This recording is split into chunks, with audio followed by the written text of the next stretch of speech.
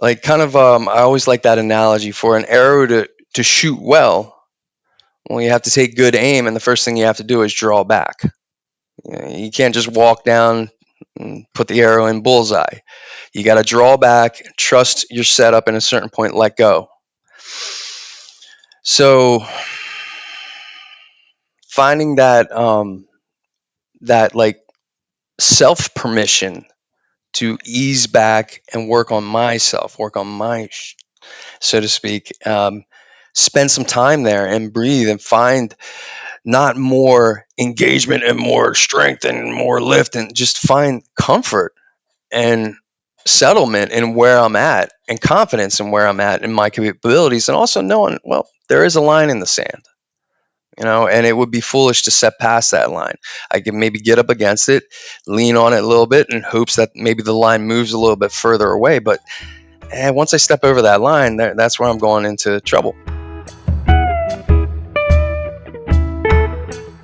The last time we saw Tim, we were on our backs, arms outstretched, breathing deeply into our pelvic floor. With the ha breath, right? With the ha-ing it right out. And he would just come over and whisper things. Hey, brother, just press your head into the back of the floor. Great job. Yeah, great job. You're doing great. That looks tough. You sound great. The beauty of it, we did it not once, but twice. We did it 2 mornings back to back. And I was like, Johnny, my core is so weak and sore. You could have hit my quads or my hamstrings a bit more. It was amazing. Man. Yeah, I missed that nighttime powwow you guys had too, because I had to get home early. We had a good circle. It was awesome. It was good. So Tim, how did you meet Johnny? How did you get connected? And like, what's been your path with getting into yoga? Gotcha. Yeah. So how I met Johnny was finally coming to Empowered Wellness Studios. And back then it was called Empowered Yoga. So it wasn't too far back in like the Johnny Fitness days or Plexus Fitness days. But what had happened was basically around early 2000 teens, probably around 2012 or so, my quote unquote fitness journey had become like a lull, and I was just kind of like doing my job, working and being a dad and stuff like that. And dad bod was coming on strong. And one day I just kind of like noticed the wife coming home from work, and she was looking great. Like the curves were nice and stuff like that. It's thinning out nice. And I just kind of said, hey, what have you been doing lately? And she just said, yoga. And if I remember correctly, she kind of like, I already told you already, but as a husband, a good husband, you got to tell me 3 or 4 times before it really sinks in. Yeah. And I just was like, I got to try this. And she took me to our local YMCA, and the first class was horrible. It was like, I just did not like the way the teacher taught, and I was just like, what is this? And she just said, no, this wasn't the woman I meant to take you to. Come to this woman's class and let's see how you like this. Other woman named Gwen, I believe the woman's name was. And that woman was amazing. And I was like, whoa. And it was more of a slow, gentle yoga. She put little tea lights out by all our mats and stuff like that. And by the time I got to Shavasana, I was just laying there just like, wow, that was amazing. And it was unheated. It was nice and gentle and chill. And it just felt great. And then after that class, the wife says, okay, you want to try the hot yoga now over at Empowered? And I'm like, all right, let's give that a whirl. And then she took me over to the hot yoga. And the first one I went to, it might have been in Newark. But yeah, that heat was something else. I mean, just instant sweat, that worry, the vein pulsing right here in the forehead, just going off. I mean, I remember in Padahastasana grabbing on, and the teacher at the time, she came over to assist, and she just kind of like squeezed my arms behind my legs a little bit more, and I got so angry. Like I wanted to, I had no idea where that anger came from. And then a little while later, someone mentioned, oh yeah, you carry a lot of motion in your hips. And I just go like, oh. And I wonder if that's where it came from, like holding that pose. Like I had no idea why I got so angry at the 90-pound little white girl with dreadlocks teaching yoga, but I did in that pose. And so I kind of connected a dot there, and I was like, hey, there's something there, And then my wife Chayla got me more and more into Empowered, and I started going to the classes there. And hadn't seen Johnny yet. Heard the name Johnny. Johnny Gillespie owns the place. Yada yada.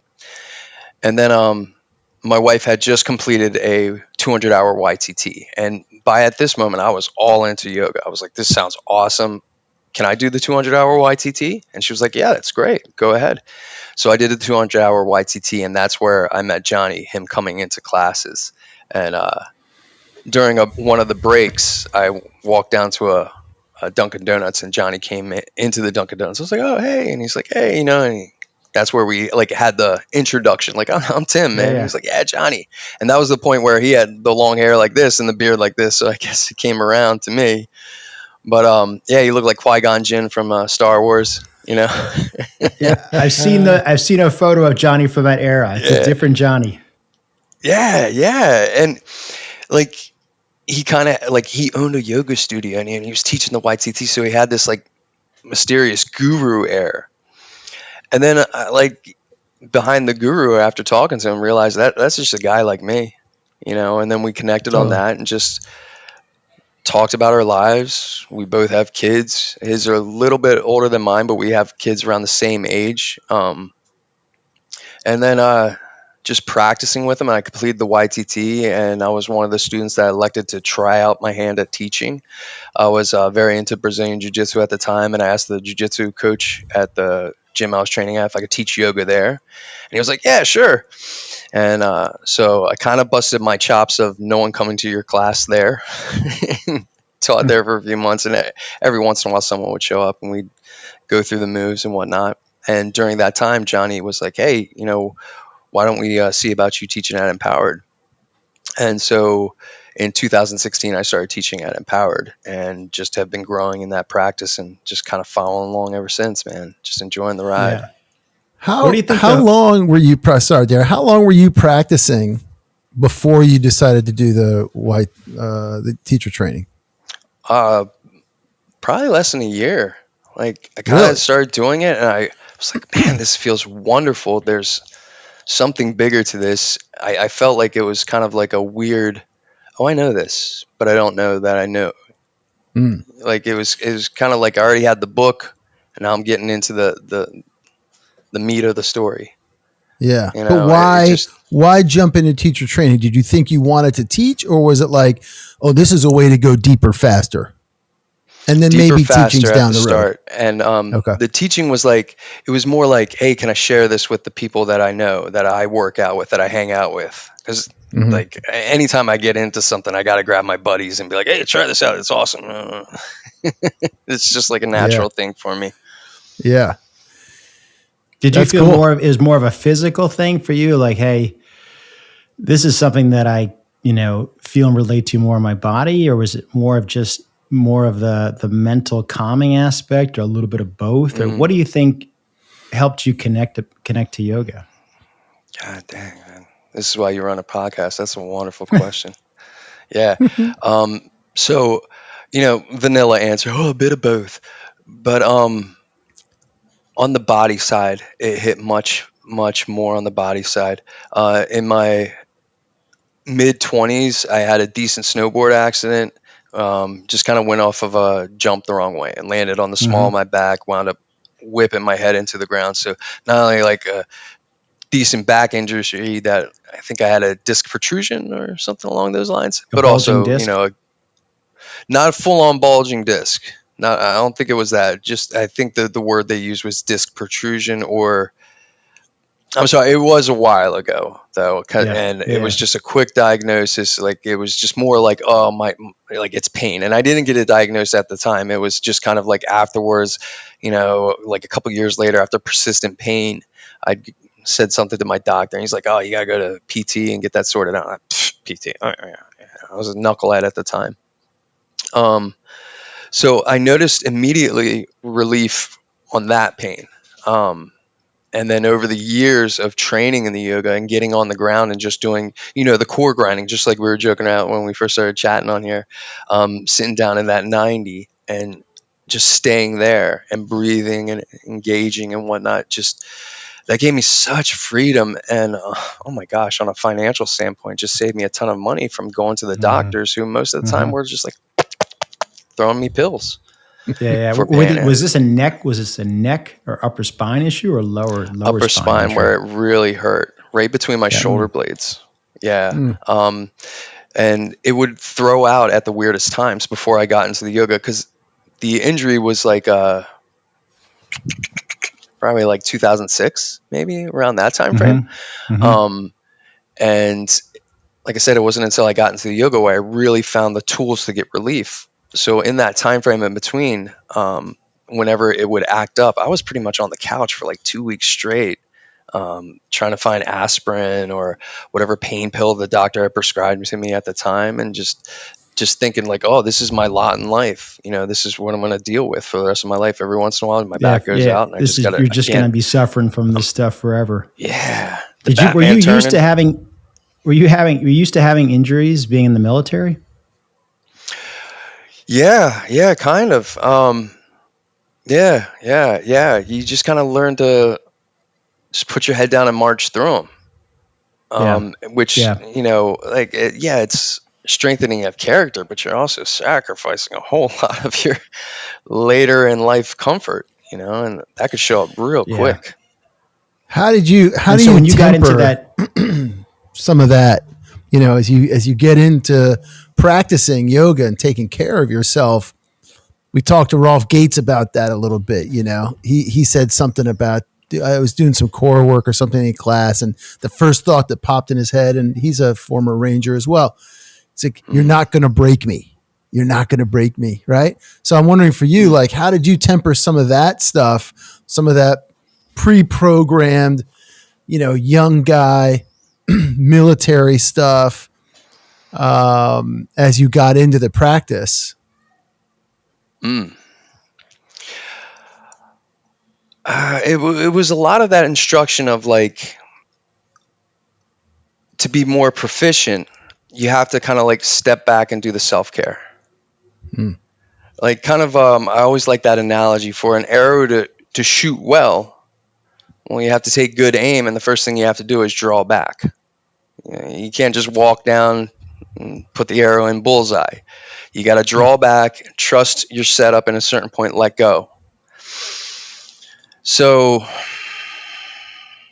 finding that like self permission to ease back and work on myself, work on so to speak, spend some time there and breathe and find not more engagement and more strength and more lift, and just find comfort and settlement in where I'm at, and confidence in where I'm at in my capabilities, and also knowing, well, there is a line in the sand, and it would be foolish to step past that line. I can maybe get up against it, lean on it a little bit in hopes that maybe the line moves a little bit further away. But once I step over that line, that's where I'm going into trouble. Like I did on that snowboard mountain trying to go off that one jump. And the line is pushing the boundaries of what you're physically able to handle. Is that what you're saying? Yes. And you got to sometimes take a little leap of faith and deal with the repercussions, and you might surprise yourself, but then again, good chance you're going to injure yourself. So do it intelligently, I would say, calculated risks. Yeah. So when you started to get into yoga and you got into teacher training, were there certain poses that you thought were the ones that you connected with the most as being, listen, these are accessible, I can do them, and I can really feel the feel in the pose? And so where did you start? What were the poses for you that really got you connected? Oh, man. So yeah, that first Padahastasana where I got angry at the teacher was very like, what was that? But the poses that kind of made me this is amazing. This is hard, but also like emboldening. Being an old jarhead warrior 2, Yeah. warrior 3s, those balancing, that precision, and then just seeing other people do it with such focus and clarity. And then I get in there and whoa, such a struggle for that focus and clarity. And then trying to add that like focus and clarity where I identified in other stuff I had done, trying to figure out how does that come into the yoga play, and then figuring out that, wait, that is all about the yoga play, is tuning that focus. That's what we're working on right here. Like, whereas other times in the military training, like shooting weapons and whatnot, and the previous martial arts training, the focus was to like efficiently throw a kick or efficiently aim or something like that. Whereas in the yoga, it was just to see how your body felt like this. There was no goal past other than just, can you connect in what you're doing right now? It's Right. not like an outcome. It's the now. The now is your outcome, which is also the So income. Padahastasana is what's standing. It's a standing pose with your legs, your opposite leg straight out front, right? And you're reaching around, grabbing below your foot, right, and bringing your head to your Oh, knee. I think we have a different term for that then. The Padasana that I know about, hand to foot, is the legs together. You're in a forward fold, rounding your spine, tucking your chin to your chest, tucking your Yep. tailbone, arms wrapped around behind your legs. Okay. And you did say cupping your heels. I'm sorry, I thought you meant like kicking one leg out. I think I actually was going in that direction. So Oh, gotcha. that one and Warrior 2 and Warrior 3 were sort of where you were starting to find the first opportunity to work through a pose and work through the challenge of trying to do the pose as best you can. Those are the places. Yeah. Was it tight hamstrings? Was it a tight lower back? I mean, where did you? Because I feel like when you get into a pose, I feel like when you start working in a pose, everyone's got places where they're super tight. Like they just know that they're super tight, or they've got an injury, and so their mind is kind of in that location, and their real, their feeling and their awareness is really in that little struggle. And in the beginning, I feel like of any pose that you start out in, and let's just say it's just bending over, touching your toes, it's super hard to do if you've got, a tight hamstrings and a tight back. But after some time, after a couple of years of doing a forward fold, is you just start to feel the release in those places, and then your new awareness is someplace else. Maybe it's in the arch of your foot. Maybe it's actually more in your outer hips. So for you, when you were doing those, where was sort of that first hot spot that you were sort of zeroing in on? Oh, the pelvis, brother. The pelvis. How so? So like Warrior 2, how you have the lead leg out in front and you got your knee bent. Eventually trying to get to that 90-degree bend, but most of us start with the thigh a little higher than the knee. So, my right knee, let's say my right knee's forward, well, it would always hang off to my left. So then if I try to pull the knee over, then my lower back would way over arch, or like my back leg, the knee would soften or something like that. So just trying to find a balance of leveling off my hips, not overarching, and breathing that discomfort, not pain. Like pain, we try to move away from. But if we feel discomfort, we try not to bitch out. We try to deepen our breath and see if we could just let that dissipate through breathing. So just getting that alignment down through the legs without my heels sliding apart and falling. Because hot yoga class, man, trying to figure out your mat as a new guy, and I'm overly sweaty. So just holding that structure there was just like, whoa, wait a second. The U.S. government already said I'm a warrior. They gave me my EGA. I earned that. But here I am, and but a 65-year-old grandma over there is nailing it like a champ, and guy over here with the dad bod, he's sweating. I hear him breathing, but he's nailing it like a champ, and I'm sitting here struggling. Well, this is some work that I could get into, and just, oh man, yeah, that pelvis was just something else. Trying to figure out how to turn on my core efficiently to get that alignment, and just, it's like an amazing puzzle. And just like our friend Johnny has said to me, like at the start of the practice, he's like, yo, this is Pandora's box. Once you open up one piece, you're going to have another piece to open and another piece to open. And I'm still working on that Warrior 2.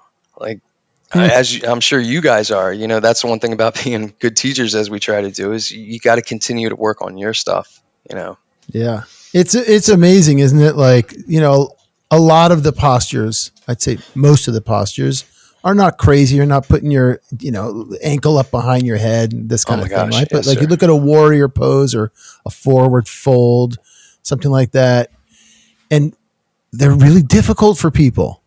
They're really difficult. Or a lunge, hands, even if they're on blocks on either side of your front leg and your back leg's extended back, like that can be super fucking painful for people because their hip flexor is really tight or whatever it is. And it's like, you realize again, like with the lack of movement that we have, and you guys drilled this into us that weekend, the sitting's the new smoking. Yes. It's so true. And that's just a killer. And you're not asking that much of somebody's body if you keep it to some of these poses, right?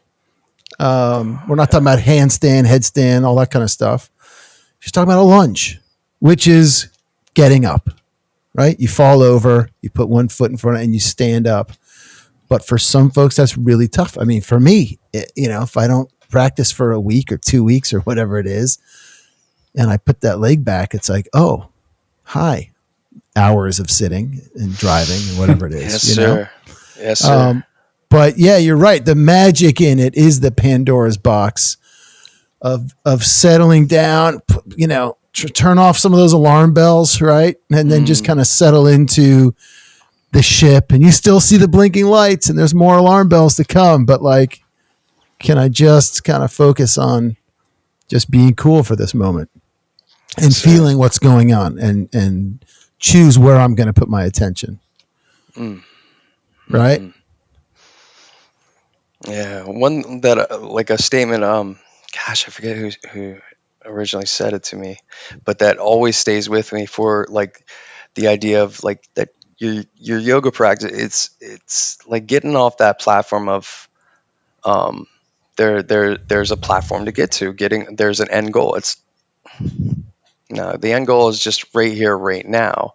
And one that helps me with that is, gravity never gives up. Like, it never gives up. So one way of looking at yoga is like working against gravity consistently. Like gravity never gives up, so I'm not going to give up. At least until one day when I go down and can't do the lunge no more, like legit, not getting back up. But until then, I'm going to do a good, proficient lunge. Yeah. What is what's the thing for people out there that are listening, getting to know you? We listened to Johnny a bit before. What's the mission of Empowered Wellness Studio? Oh, man. I would say, from my view, the mission is to get people moving, to just get moving, get to know your body, get to know your mind a bit, and join a community of like-minded people that recognize. I think it was either Sarah or Kate said it recently, but, um, muscle movement's the fountain of youth. I was like, oh, that's a good one. That is a great one. And it just, the more I see it, the more true it is, especially with that community, with some of the age of people that we got coming in here. And they come in here and they move proficient. They look great in their poses. Their smile is radiant. And then someone will say, hey, yeah, see that person? Guess how old they are. And then it's always like older than you think. Like, really? That's amazing. So, God dang. Yeah, it really seems like the mission at Empowered Wellness is just getting people moving and recognizing the benefits of that moving, and the one movement that it puts on their face into the smile, that how important, how sacred that is. Like, it's, Yeah. and What we do you all think have about different programs. what do you Yeah. think about why does movement help people feel more empowered? Wow. We're hitting you with all the Take another zingers today. swig. Take another swig. Yeah. I'll be hydrated for this answer, Tim. Okay. I'm Yeah, the gonna get coffee's some. helping out. I'm sorry I'm if gonna it's coming get in some through for the that too. microphone. Right. Yeah. Okay, so say that question again for me. I apologize. Yeah. Like, I hear you. Movement is just Hmm. critical, right? It's so necessary. But what do you think about movement allows people to feel or be empowered? Gotcha. Well, so they don't feel trapped in their bodies. Mm-hmm. So they feel ownership of control of where they go, what they do, and in a sense of just being able to pick up a drink and take a good sip without dribbling it down your chest, moving like a fool. Um, you get to know yourself and your capabilities better. You also get those tools and resources to move efficiently. Like I had one of the best lessons from a crock pot of all places. And just it was in my top shelf of my pantry. And this is probably like 2018 or 19. I had been teaching for a little while, and I went to grab the crock pot out of the top pantry. I'm like, oh, it's heavy, and kind of was like, oh, it's awkward. I said, wait a dang second, you know, I'm a fitness instructor, I'm a movement teacher. This shouldn't suck. So I just kind of took a moment, planted my feet, hips width apart, got my grounding, made sure I was breathing, felt the core brace, and all of a sudden that crock pot was light as air, and it just set it right down. And just that like realization of, oh, that's all those lessons playing out in real time, and taking comfort in knowing that just like those teachers that I trust, not only were they giving it to me in those group settings, they're giving it to other people. And now I have that torch to share that light too when I teach class, just to kind of give them that capability and know-how in their own body, give them time to practice with it. I mean, that's what they're paying for, is to come into that room and get to know their shit. So get to know your stuff, and then notice where that trust is shining in your life, where it's Yep. So showing up in so those little places. so let's go a little further. How specifically does yoga? And maybe we should maybe when my reference with empowered wellness is Johnny's stationary sequence, which I love. How does that type of sequence, that type of class, help people practice and develop that sense of awareness, that sense of balance and choice and discerning about whether or not you're in a compromised position or not? How does that type of class help with people find that within themselves? Gotcha. So what I believe about that stationary sequence class and the way it helps is it's not like a flow class or a gentle yoga class where the moves change each time you go to that stationary class. It's ducks in a row. It's the same sequence each time, which seems to hit the whole body very well. Besides, like any weight pull, like you're not never pulling your body weight up or towards anything in it, but there's the Yep. balancing. There's plenty of hip openers. You got some warrior poses. You got prone extension, all that great stuff.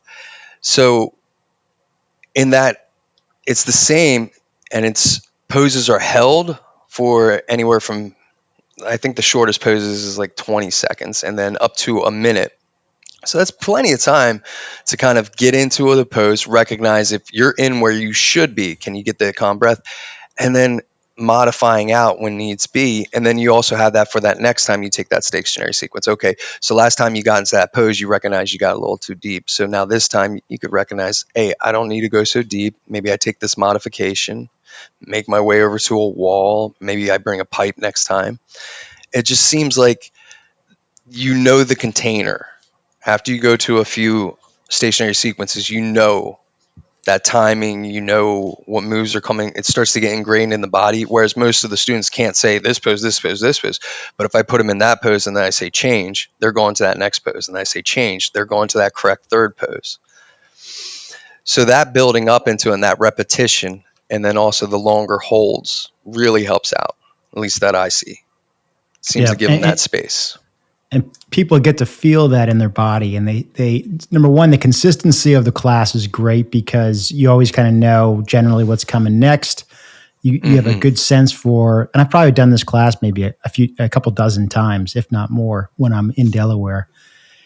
And I think it's great, so you know how to prepare yourself for that next pose that's the third or fourth pose, or whatever pose is dogging you the most. You can kind of, when all the preparatory poses that are coming before that, you can work and get ready to do that pose or to engage in that pose. And I know that as my practice continues to evolve, every time I do that signature class or that stationary class, it's always a different experience. And so when you were talking about the crock pot, being over your head, you know, I got to imagine you can feel it in your feet. You can feel it where your hips are over your knees.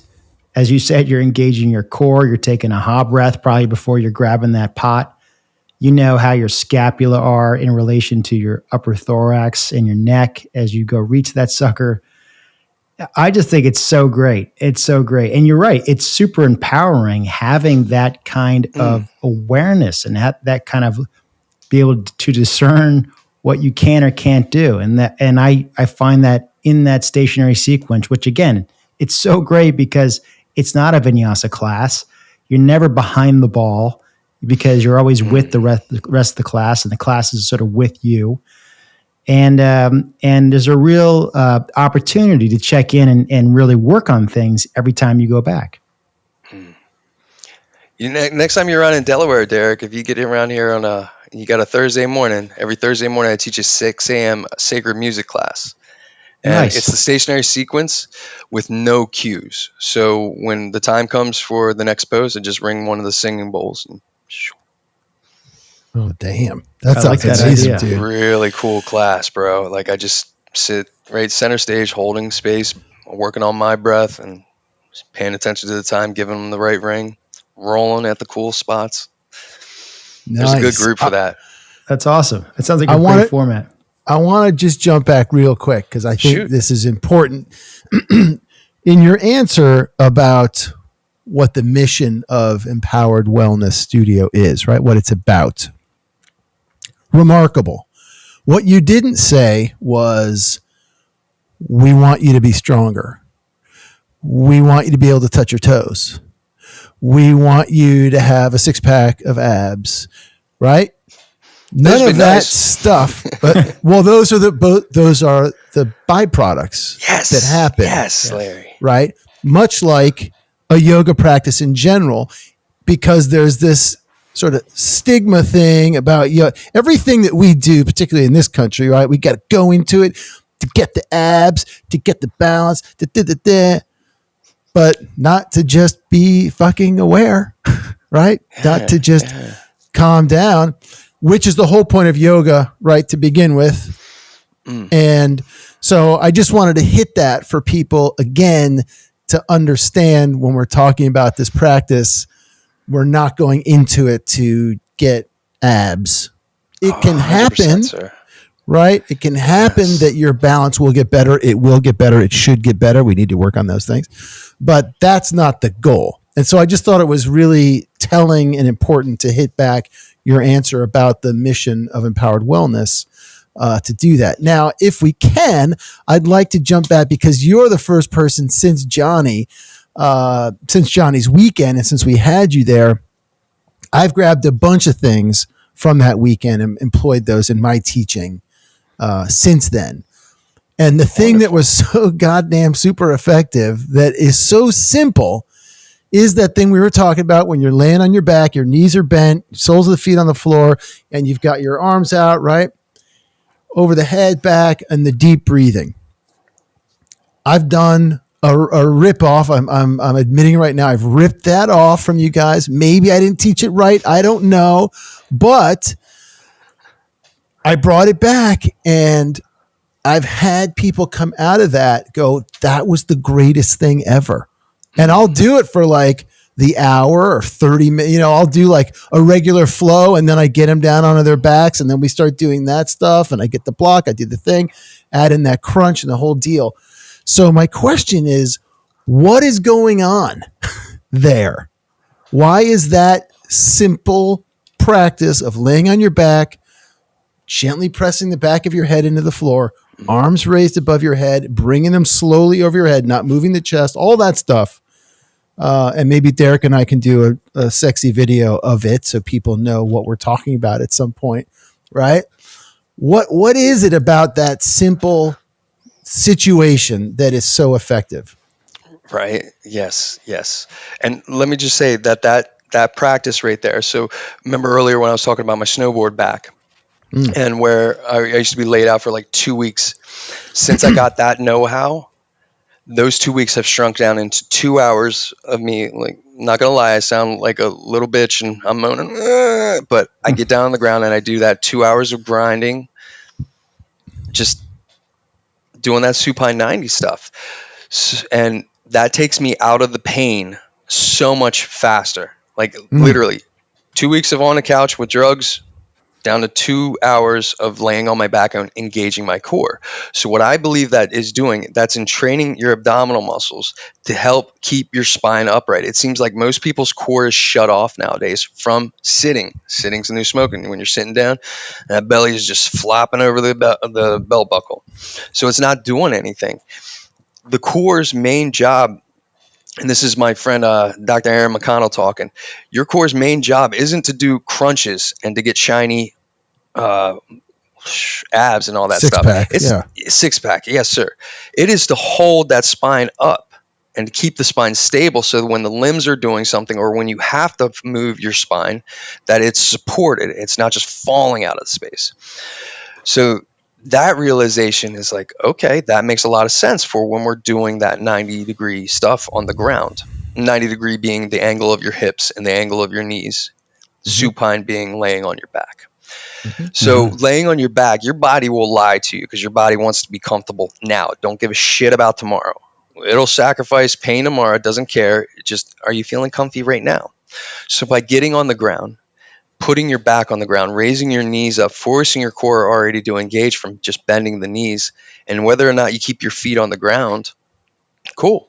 But can you feel the symmetry of your back? Can you feel if your one rib cage is tilting up a little bit? Can you feel if both hips are grounding down a little bit? And if they're not, can you start to deepen your breath? When you exhale your breath, push your lower back into the ground. There you're getting more core engagement. Can you start to feel your pelvic floor getting involved in that core engagement? Like, can you feel your shoulders? Does one shoulder way up here? So by bringing that grounded symmetry back into play, your body starts to recognize what it feels like to be level, to be engaged and brace. And you start taking that into the upward posture, saying, okay, well, this kind of feels like I'm leaning this way a little bit up here. This doesn't feel like when I was on the ground, braced here. I'm not breathing like the way I was on the ground. I'm not drawing that navel to my lower back. Then you start adding that sensation of, okay, well, if I'm down here on my back and I'm doing this and it makes myself feel better, makes myself feel stronger, can I do this up here to hold that posture more upright so I'm not collapsing forward? I'm working against the gravity that's never giving up. So I just believe that core work, why it's so important, because it conditions the front of your torso and your core to engage more and to turn on. And then you got that amazing tool, which is fucking Mother Earth right below your back. She ain't going to lie to you. And if she is, you might have to take out a rock or something, smooth your playing field. But once you're on flat ground, she's not going to lie about where your back is. So how are you engaging and bracing to try to find symmetry through your back? And when you're doing that, you're conditioning your core, you're conditioning your breath work to make a more suitable, upright human being that's a little bit more free from pain. And I don't know if it doesn't work for you, because I've seen it work for me. Like, the proof is in the pudding in my own life. And then the people that I do see putting I call it the grind. They're in, because this isn't something you do once and you're good. Yeah. You're always growing, you're always living. So you got to get back down there and just keep working at it, grinding on. It's amazing being on your back as well, because I remember at one point Johnny said in the cueing, right, as you haw that breath out and you pull your belly button down toward your spine, you may start to feel your obliques then pull inward also.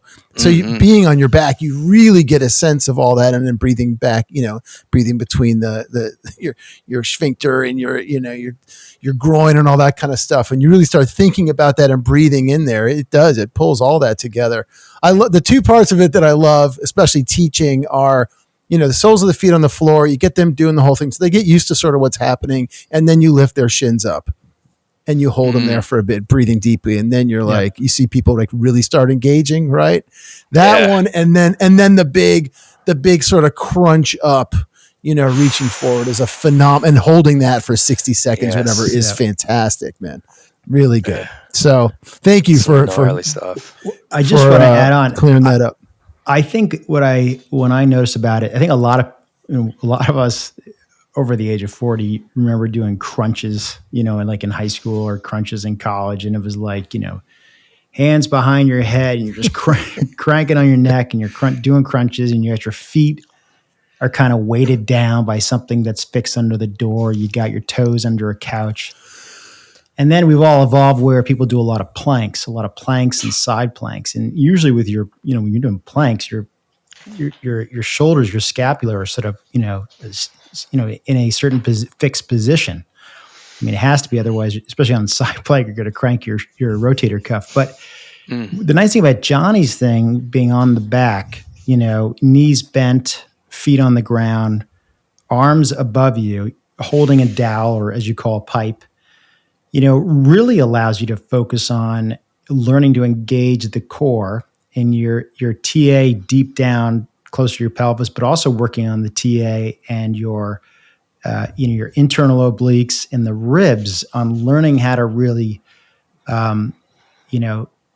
anchor the movement of your arms and how your arms lever, kind of have a bit of leverage to it going back.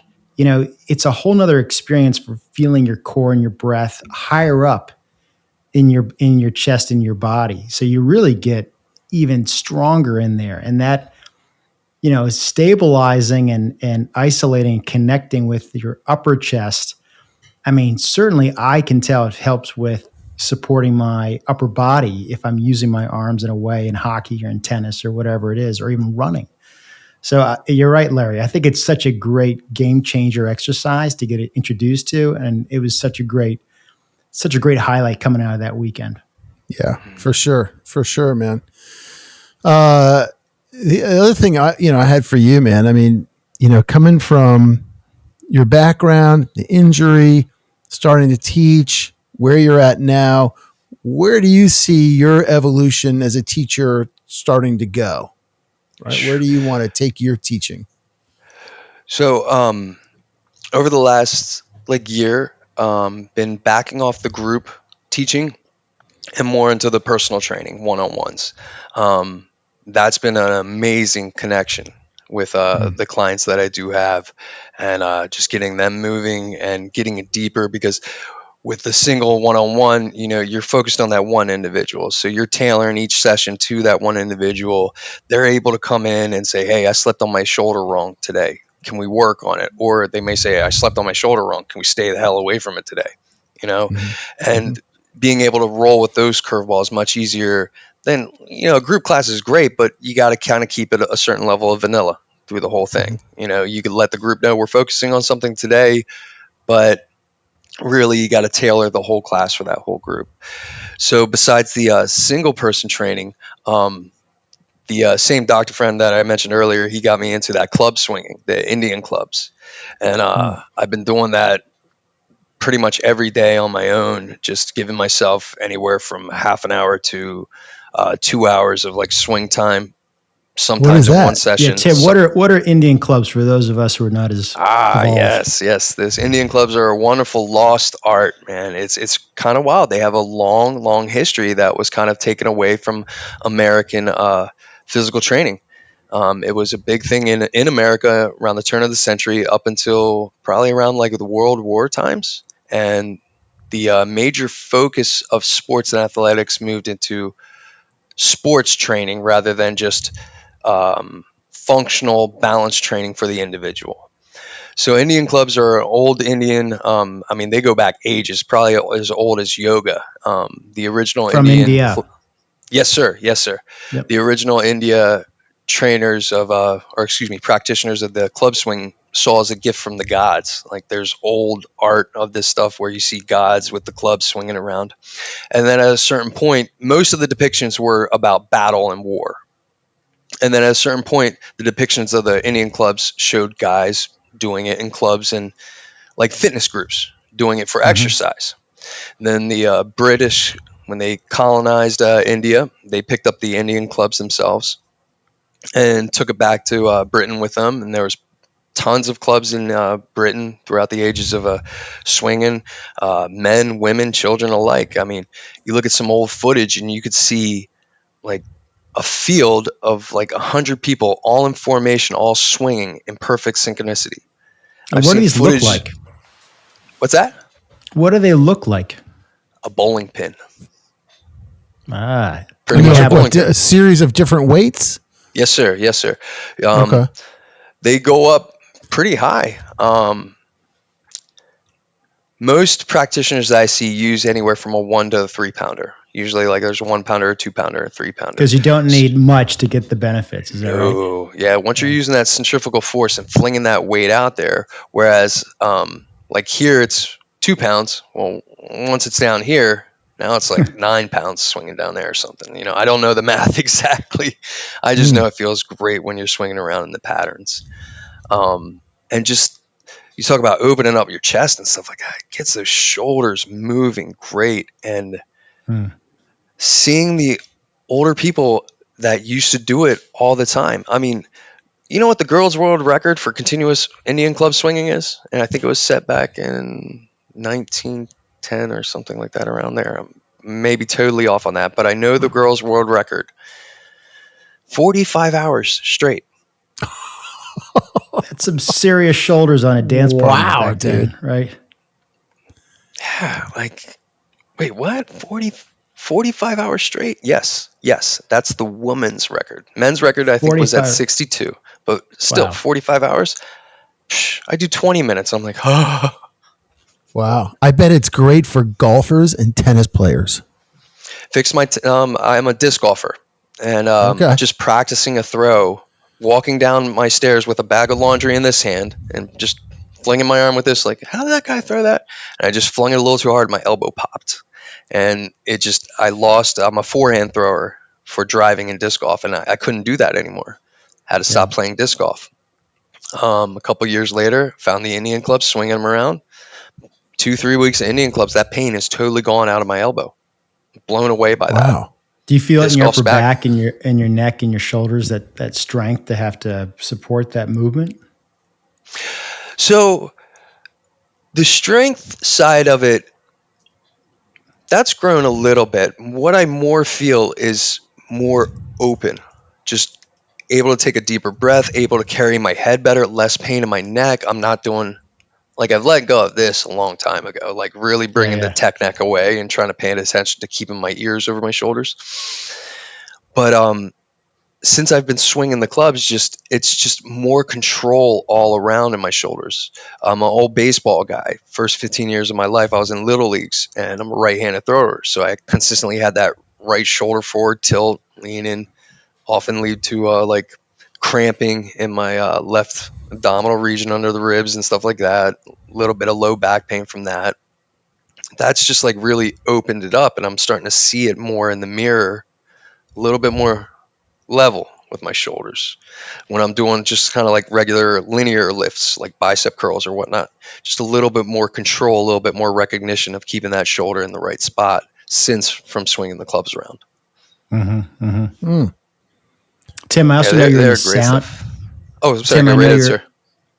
You were also into sound baths. I don't know much about sound baths. Larry might know more because he's in upstate Connecticut. He's a little more in more of a mystical part of Connecticut. The further out we get, deeper. Exactly. Yeah, man. There's less golf courses. There's fewer and fewer golf courses. There's more sound bath workshops. I mean, look who I got behind me. My man Bob's back here. He loved a good sound bath. That's right. There's more Buddhas up that way.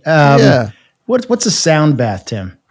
Yeah, actually, you described, that's right, because you described your setup, I think at your house or something, when we were up there that weekend. You told me something about, man, I got the pool out there and I got the thing going. Tell us about it. Floating sound baths. Those are amazing. So short, like, explanation that I could put to the layman terms.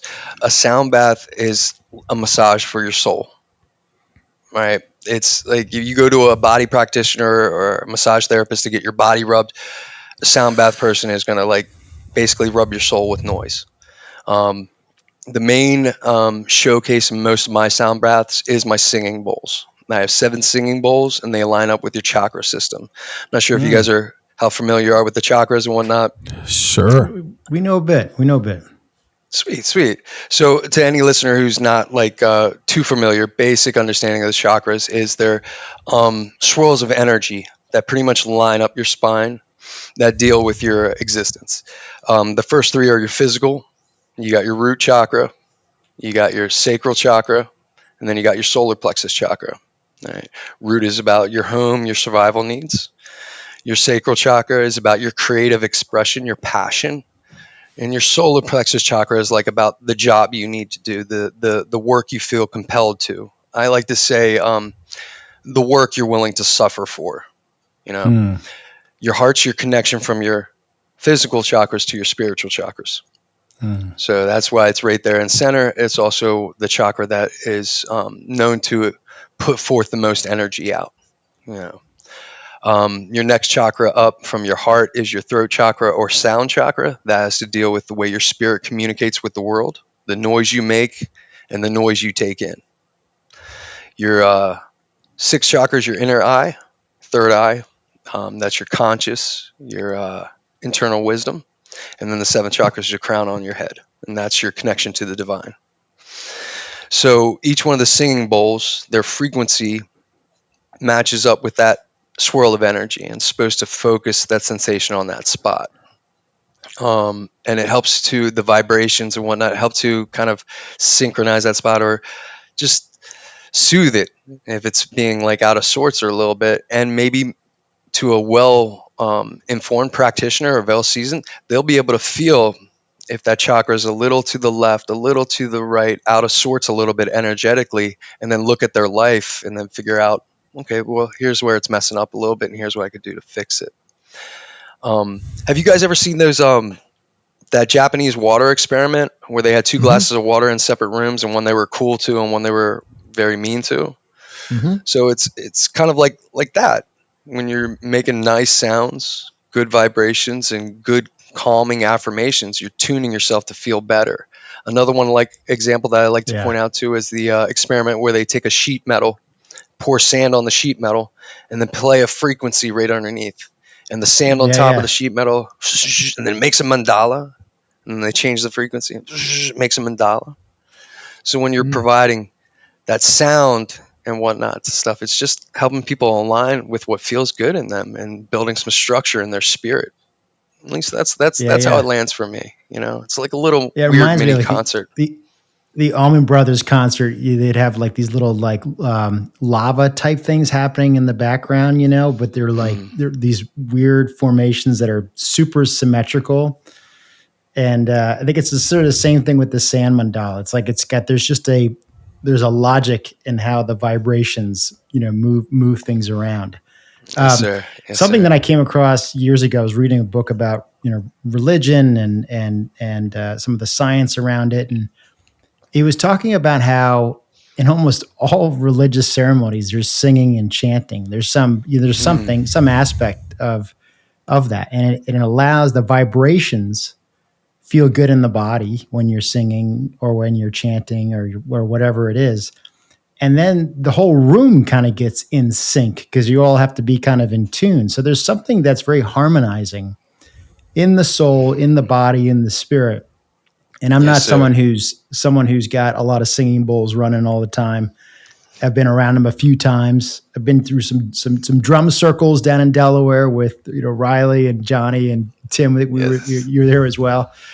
So like there's something about the beat and the rhythm that is really unifying. And if you're sitting at a desk all day or if you're in a car all the time, you can get super disconnected from some of those sensations. So I totally believe it. I totally believe it. So the sound Mm. baths sound like a wild thing, and it sounds super cool that you're into it. Yes, it's been a wonderful thing. It's been so fun. Me and my wife have developed we got our own business with it up and running. It's called Solistic Sounds LLC. Hope you guys don't mind that I just plugged it there. No, That's no, no. great. We're Plug all away, about man. helping promote. Totally. Yeah. We'll get the links in the podcast as well. Thank you. Yeah, so we do provide those private sound baths for people, and the one that you had brought up with the pool setup, yeah, maybe like a little over a year ago, we were just kind of looking at our backyard, and we were just like, what if we had people floating in the pool? And at that point, we just had like just regular old pool floats, like a swan and a big pizza slice. So we had a Just a couple couple of friends over there. unicorns, just a couple of Yeah. unicorn little floaties, right? Exactly. So we had a couple people just come over and hang out and like sit on the floats while we did the sound baths. And then, because you know how algorithms work, because we were talking about it, links started showing up, and we saw a company out in California running some big floating sound baths. So we took a look real close and saw what mattresses they use, got some of those, and they worked out great. And we had some clients last summer sign up for some, set them up, and right now we have about I believe 10 mattresses. So we just Wow. blow the mattresses up, push the people out in the water, and then me and the wife are set up on either side, and we run that sound bath, play our noises. I like that you mentioned the drum baths, or excuse me, the drum circles too, because beat is a real big part of our drum circle, or excuse me, sound baths. We incorporate that buffalo drum. Mm. These days, we're also bringing a djembe in. Sometimes we have an ocean drum, but especially for like that heart chakra one, there is a certain rhythm that you want to beat with it. If you're choosing to use it, you know, you don't have to. You can do whatever you want in a sound bath if it sounds nice. But we like to do that rhythm, which is very much like a heartbeat, to ground people in. And the first noise you hear in this existence is your mother's heartbeat. You know, so that's why Mm. beating, at least I believe, is like such an intrinsic grounding Hmm. part of our existence. We hear a beat, we get into it. Do you Yeah. know the album Wingless Angels that No, I Keith do not. Richards did in Jamaica? So Keith Richards did a record with these Rastas that he was really close with, and he recorded them, and it's called Wingless Angels. And every tune is basically set to the same rate as your heartbeat for that exact reason. Mm, It's super chill. I that's used to teach nice. my restorative classes to that. It's awesome. Wingless You angels. should Wingless Angels. Yeah, grab it. It's Oh really good. yes, yes. That does. I'm gonna make a little note right now. Dude, I That does think sound wonderful. I think part one is off to a great start, Derek. I think we got to have Timothy back with Yeah, Johnny at some point. we got to get we absolutely Tim. Oh, This was wonderful. awesome to get you on, man. I Hey, know Larry and I have Actually, talked about it for a while, and it's while great you're I to here, have appreciate you on. the just even thinking about me for this, guys. Like of course. very Larry, what are Are you humbling. you fishing going to for? Are you be? fishing for a sound bath right now? What's going on? I'm fishing for. Are you going to be coming back up for Johnny's weekend at Kripalu in February? That's a big maybe.